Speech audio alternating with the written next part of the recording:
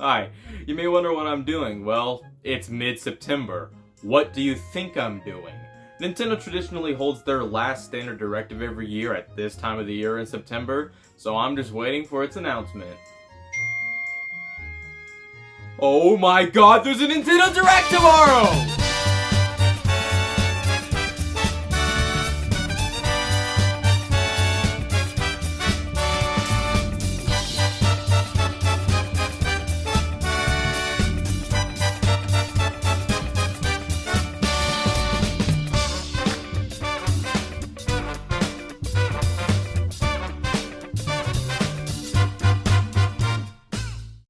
Yeah, it's that time of the year again. September, the final standard direct of 2023, and let me just say, this year in directs has been delightful. The February and June directs were excellent with plenty of reveals of all kinds of stuff, new and old. So let's see how this one pans out. This time going in, the rumors are a new Donkey Kong game, a new F-Zero game, a new 99-player Battle Royale game, a remake of a DS and Wii game. This is gonna end in heartbreak. Well, to begin, we start with an in-depth look at Side Order, the piece of Splatoon 3 DLC revealed a couple of directs ago. And it looks like Splatoon crossed with Portal. It may just be me, but these pretty basic looking industrial areas and elevator screen Portal. It looks fine, and I'm sure Splatoon fans are excited, but as I've already stated, Fuck Splatoon! I'm kidding, of course. I don't hate Splatoon, I just haven't played it yet, so I don't necessarily care. Then we got our man Takahashi introducing himself. I'm so ready for this guy to re-explain everything we've seen. Alright, on to headlines. Holy f***.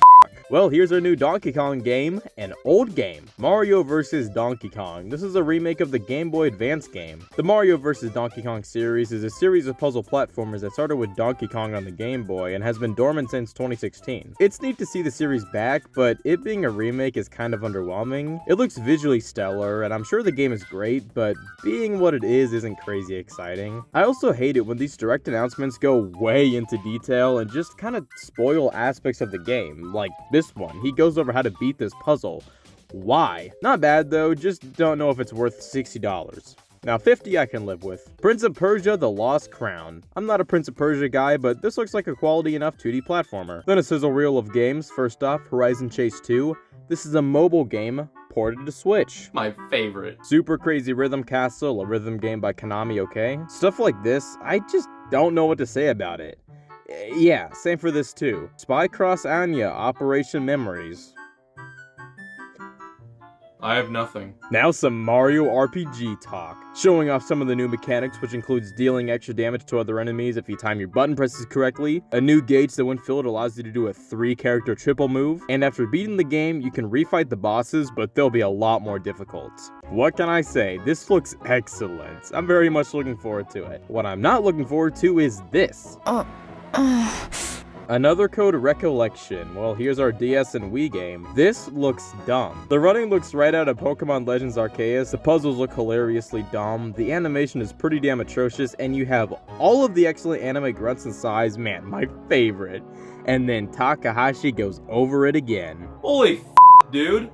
I don't care! Next up, a more in-depth at the new Princess Peach game, Princess Peach Showtime. Peach goes across various places fixing things. This looks quality. Peach will have various outfits that give her abilities to cross obstacles. Looks pretty solid and I'm looking forward to it, but my god, what I was saying earlier about showing way too much in these trailers, yeah, that especially applies here. Saga Emerald Beyond, a RPG with an anime art style. Right. Yeah, this looks bad. Next up, Tomb Raider, a compilation of remasters of the first 3 Tomb Raider games. Hell yeah! The Tomb Raider series is a series I want to play, but I can never find any of the games out in the wild, so it perpetually remains in that I'll get to it one day realm. These look like fairly solid remasters, and for only $30, definitely picking it up. Now on the exact opposite end of the spectrum, Detective Pikachu Returns. Hell no. Again, this game looks ugly as f***. It looks like a 3DS game in HD, which is ugly as hell. Next up, Trombone Champ. This game hit it big a while ago. It's cool to see it come to Switch. Another sizzle reel. First off, an isometric online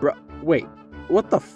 Look at these buttons on the side. This is literally just a f***ing mobile game. What the hell? War Tales, another isometric RPG. Holy f***, the camera is so far back.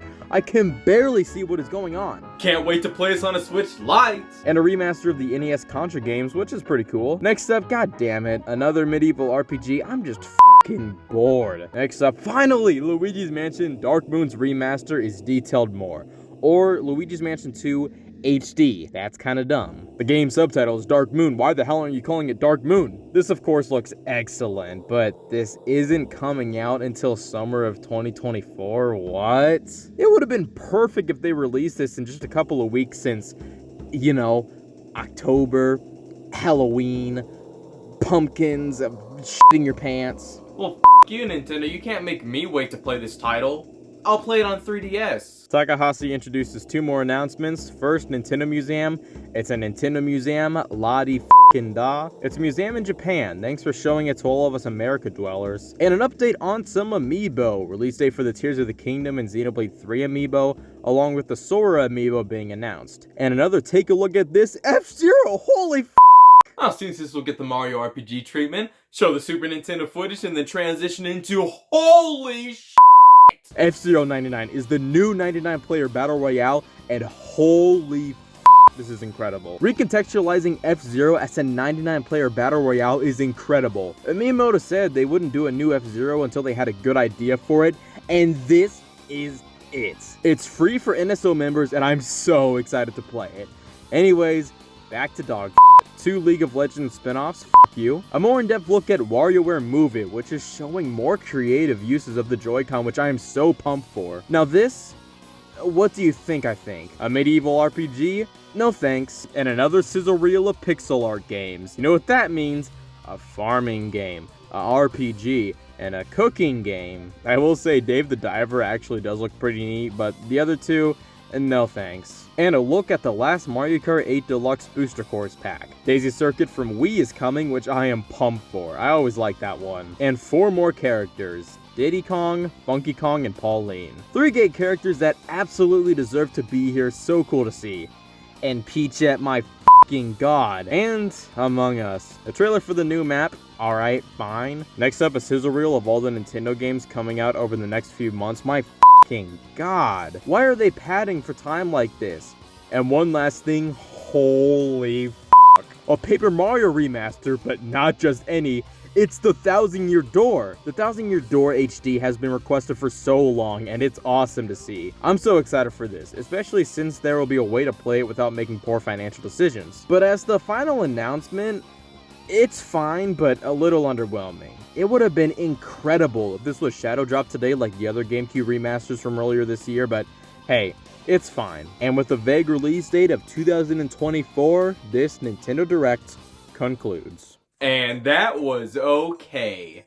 I wouldn't say it was bad, but it was definitely underwhelming compared to this year's prior directs. The stuff Nintendo showed was pretty good, but none of it was new. Nintendo stuff was either already announced, remasters of pre-existing games, or F-Zero 99. It was all really cool to see, but there was nothing really new that was original from Nintendo. But I do think there's a reason for that. The Nintendo Switch is just a couple months away from being 7 years old, and the rumors of the Switch's follow-up are really starting to ramp up, and I think we can expect information on it within the next year, and because of that, since the Nintendo Switch's follow-up is on the horizon, I think Nintendo is starting to slow down with Switch support. It's kind of like what happened to the 3DS towards the end of its lifespan when the Switch came out. It really just became a bunch of old games now on the 3DS, which kind of seems to be what's happening on Switch, which isn't a bad thing, because that means Nintendo's most likely working on new experiences for the Switch's follow-up, so that way when that system launches,